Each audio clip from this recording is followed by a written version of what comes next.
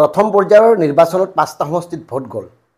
বিজেপিয়ে এনে কি কথা কৈ মানে 5টা লোকসভা সমষ্টিত নিৰ্বাচনৰ প্ৰচাৰ চলাইছিল, কি বা নতুনত্ব আছিল নে? তাৰ মাজতে মানে যোৰহাটত 23 দিনত পীযুষ হাজৰিকাই 120খন মিটিং কৰিলে, মুখ্যমন্ত্ৰী ডাঙৰে 20খন মিটিং কৰিলে 23 দিনত, আপোনাৰ পল্লৱ লোচনে 30খন মিটিং কৰিলে, আপোনাৰ অজন্তা নেওগ মন্ত্ৰীয়ে 20খন মিটিং কৰিলে, বাকী জয়ন্ত মল্ল বৰুৱা, দিগন্ত কলিতা যিবিলাক আছে বিজেপি সব উবুৰি খাই পৰিল, প্ৰত্যেকেই উবুৰি খাই পৰিল।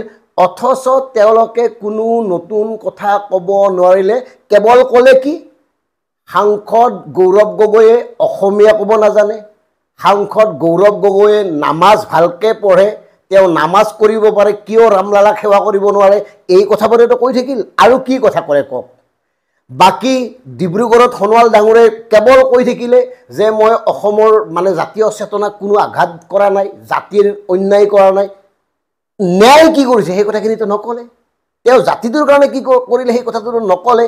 কেৱল নিৰ্বাচনৰ পূৰ্বে প্ৰতিখন বাতৰি কাকত বা প্ৰতিটো চেনেল একাধিক পৰ্টেলত সাক্ষাৎকাৰ দি কৈ থাকিল যে অসমীয়া জাতিটোক মই অন্যায় কৰা নাই। কিয় ক'বলগীয়া হ'ল?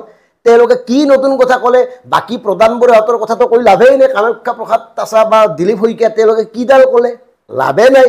কেৱল এই দুটা সমষ্টি ডিব্ৰুগড় আৰু যোৰহাটত উবুৰি খাই পৰিল বিজেপিৰ সকলোবোৰ, আৰু তাতে তেওঁলোকে কেৱল বাহুল্যামী কৰিলে, কেৱল বেবেৰিবাং কৰিলে, কেৱল কিছুমান তুলুঙা তৰল মন্তব্য দিলে, তাত বাহিৰে মানে উন্নয়নৰ কথা এটা শব্দও নক'লে।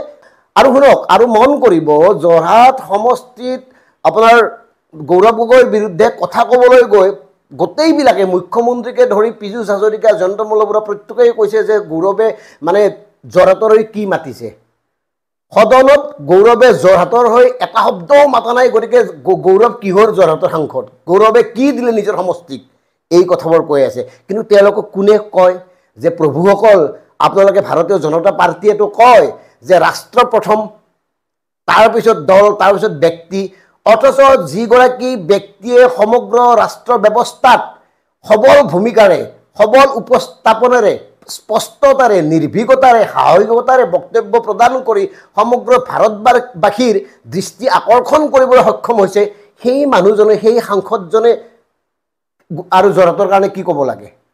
আপোনালোকে কিমান মানে তুলুঙা, কিমান তৰল কথা কয় ভাবক। প্ৰথমতে কয় যে ৰাষ্ট্ৰ প্ৰথম, আৰু তাত কি কৈছে? তাত কৈছে যে যোৰহাটৰ কাৰণে সাংসদৰ গৌৰৱ গগৈয়ে মাতা নাই। গতিকে এই কথাবোৰ কোনে নুসুধে। আৰু মন কৰিব, বিগত সময়ত 5টা যি নিৰ্বাচন হৈ গ'ল, তাতে কেৱল আমাৰ বৈদ্যুতিন সংবাদ মাধ্যমসমূহে কেৱল নেতাবিলাকৰ নিৰ্বাচনী প্ৰচাৰ দেখুৱাই থাকিলে, নিৰ্বাচনী নেতাৰ সাক্ষাৎকাৰ লৈ থাকিলে, নিৰ্বাচনী সভাবোৰৰ দেখুৱাই থাকিলে। আৰু তেওঁলোকে যি তৰল মন্তব্য দিয়ে, গৌৰৱ গগৈ কিমানবাৰ নামাজ পঢ়িছে, গৌৰৱ গগৈ ৰামলালাক প্ৰতি কিয় সেৱা নকৰে, গৌৰৱ কি, গৌৰৱৰ ঘৈণীয়েক ক'ত, এই কথাবোৰে ব্যস্ত থাকিল। কিন্তু কোনেও নক'লে 2014ত তেওঁলোকে কি কৰিছিল, 2019ত তেওঁলোকে কি কৰিছিল। কোনোবাই সুধিলে, কোনোবা বাতৰি কাকতৰ প্ৰথম পৃষ্ঠাত দেখিলে যে 2019 চনত দিয়া প্ৰতিশ্ৰুতিবোৰ এইবিলাক আছিল? দেখিলে 2014 চনত মোদী ডাঙৰে অসমলৈ আহি এই কথা কৈছিল? দেখিলে? একো নেদেখে। তেওঁলোকে আনকি কেতিয়াবা উল্লেখ কৰা আপোনালোকে গম পালে যে অসমৰ নিবনুৱাৰ সমস্যা ক'লে? কওক। মূল্য বৃদ্ধিৰ কথা ক'লে তেওঁলোকৰ এই যি ইমান দিনীয়া প্ৰচাৰ, নিৰ্বাচনী প্ৰচাৰ, কোনখন সভাত ক'লে তেওঁলোকে মূল্য বৃদ্ধিৰ কথা?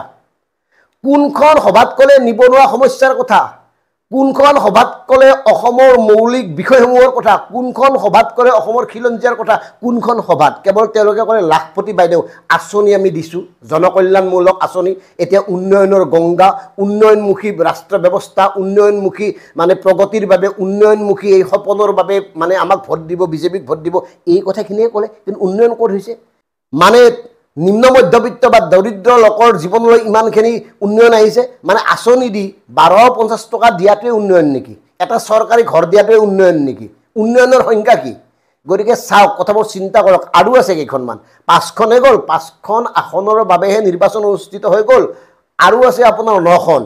গতিকে বাকীবিলাকতো এওঁলোকে বেবেৰিবাং কথা ক'ব, মাজতে আজমলে আহি ক'ব, যেনেকৈ উজনি অসমত কৈছিল যে মানে হিন্দুসকলে বিৰোধীক ভোট দিব নালাগে, আৰু সেইটোক লৈ বৈদ্যুতিন মাধ্যমে চৰ্বিত চৰ্বণ কৰি বিভিন্ন ধৰণৰ প্ৰচাৰ কৰি থাকিব, মূল বিষয়বোৰ ক'ৰবাতে ৰ'ব।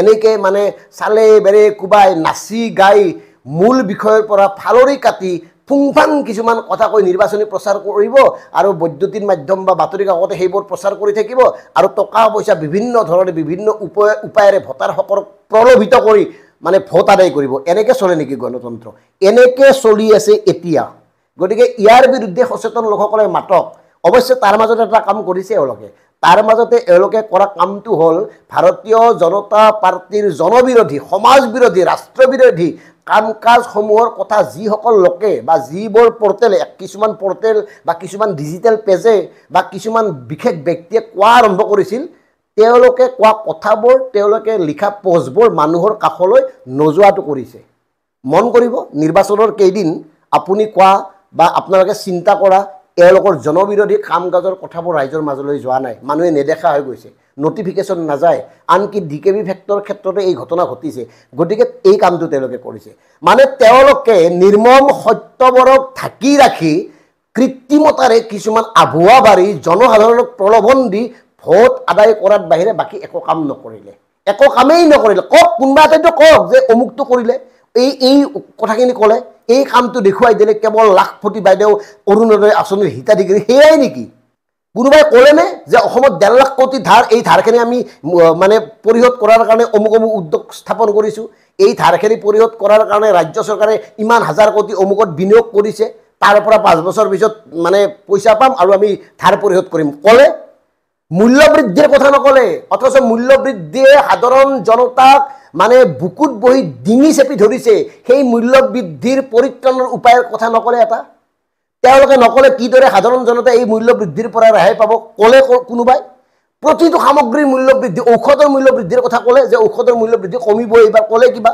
বিদ্যুতৰ মূল্য বৃদ্ধি চিলিণ্ডাৰৰ মূল্য বৃদ্ধি ক'ৰ ক'লে কোনটো কথা ক'লে কেৱল নাটক ৰাম মন্দিৰৰ কথা ক'লে মছজিদৰ কথা ক'লে আপোনাৰ হিন্দু মুছলমান মিয়া থাৰ্ড ক্লাছ তৃতীয় শ্ৰেণীৰ ৰাজনীতি কৰি তেওঁলোকে সাধাৰণ জনতাক প্ৰলোভিত কৰি কেৱল এই 2 নম্বৰে কাম কাজ কৰি আছে গতিকে সচেতন ৰাইজসকল ইয়াৰ বিৰুদ্ধে এওঁলোকৰ কাম কাজৰ বিৰুদ্ধে আপোনালোকে মাৰবান্ধি থিয় হওক 5 বছৰৰ কাৰণে যিহেতুকে প্ৰতিনিধি নিৰ্বাচন কৰিব গতিকে বিবেকৰ কথা শুনক নিজে চিন্তা কৰক বিশ্লেষণ কৰক কথাবোৰ দল ফল এইবিলাক বাদ দিয়ক ধৰ্ম হিন্দু মুছলমান এইবিলাক বাদ দিয়ক জাতিটো কিদৰে ৰক্ষা হ'ব আপুনি মই কেনেকৈ ৰক্ষা হ'ম আমাৰ ভৱিষ্যত প্ৰজন্মই কেনেকৈ ৰক্ষা হ'ব এই কথাবোৰ চিন্তা কৰি বিবেকৰ দ্বাৰা পৰিচালিত হৈ ভোট প্ৰদান কৰক এওঁলোকৰ তৃতীয় শ্ৰেণীৰ কিছুমান কথা শুনি প্ৰলোভিত হৈ হাততালি বজাই নাচি বাগি কেইটকামান টকাৰ বিনিময়ত যদি আপোনালোকে গণতান্ত্ৰিক অধিকাৰটো সাব্যস্ত কৰে তেতিয়াহ'লে সেই গণতান্ত্ৰিক